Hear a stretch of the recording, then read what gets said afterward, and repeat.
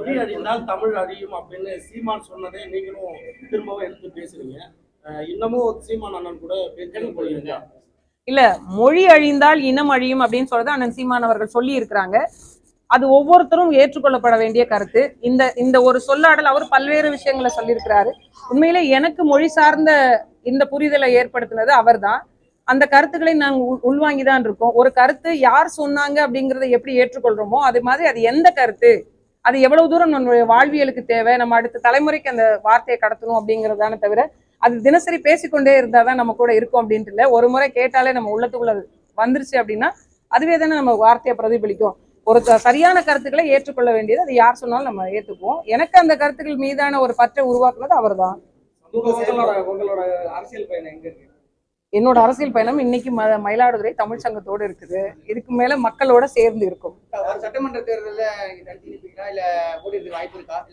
சட்டமன்ற தேர்தலில் நிச்சயமாக போட்டியிடுவேன். மக்களுக்கான உரிமையை பெற்று தருவதற்கான அனைத்து வேலைகளையும் செய்து முடிப்பேன். அவர்களுடைய பிரதிநிதியாக நான் நின்று முடிப்பேன். அது எப்படி, எந்த சூழல் அப்படிங்கிறது பிறகு வர சூழல்ல புரியும்.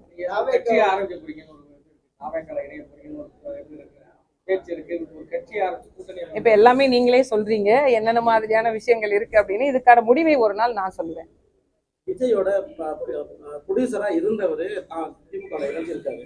யாரு? புரியல எனக்கு. விஜயோட ப்ரொடியூசரா இருந்தவரு திமுக இணைஞ்சிருக்காரு. சரி. ஆனா திமுக தாவேக்கால இப்போ ஒரு சில அரசியல் கட்சி பிரமுகர்கள் ஜாயின் பண்ணாங்க.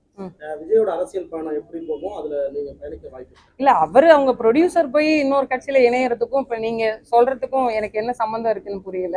விஜய நம்பி ஒரு மிகப்பெரிய கேஎஸ் செங்கோட்டையன் வந்து அதிமுக வந்து தாவேக்கால இணைஞ்சிருக்காரு. ஆனா விஜய் கூடயே பயணிச்சவரு அவரை நம்பி இல்லாம திமுகவுல போய் சேர்றாரு. ஒவ்வொருத்தருக்கும் ஒரு கருத்தியல் இருக்குங்க. ஒவ்வொருத்தருக்கும் ஏற்கிற கோட்பாடுன்னு ஒண்ணு இருக்கும். அது அவங்கவங்க எடுக்கிற தனிப்பட்ட முடிவு. இப்ப என் கூடவே இருக்கிறாங்க, எனக்கு பிடித்தவங்களா இருக்கிறாங்க அப்படின்னா என்னோடதாவே பயணிக்கணும் அப்படின்னு நம்ம சொல்ல முடியாது. அவங்கவுங்களுக்குன்னு ஒரு தனிப்பட்ட கருத்து இருக்கும். அது அவங்களோட தனிப்பட்ட அரசியல் முடிவு. ஒரு கட்சியை நோக்கி ஒருத்தவங்க போறாங்க அப்படின்னா அதுவும் அவங்களோட தனிப்பட்ட தேர்வு, தனிப்பட்ட முடிவு. அதுக்கு பிறகு வந்து அவங்க மக்கள் பணி என்ன செய்யறாங்க அப்படின்றதுதான் கேள்விக்குரியதை தவிர ஏன் அந்த அமைப்புக்கு போனாங்க அப்படிங்கிறது கேள்விக்குரியது இல்லை. கிட்டத்தட்ட ஓராண்டு ஆயிடுச்சு. நீங்க அதே கேள்வியை நீங்க திருப்பி கேக்குறீங்க. அதுக்கான விடை அவரே நிறைய இடத்துல சொல்லியிருக்கிறாருன்னு நான் நம்புறேன். அதையே நீங்க பதிலா எடுத்துக்குவீங்கன்னு நான் நம்புறேன். எல்லா கட்சியோடையும் சொல்லியிருக்காங்க. எந்த கட்சிங்கிறத நான் ஒரு நாள் சொல்லுவேன்.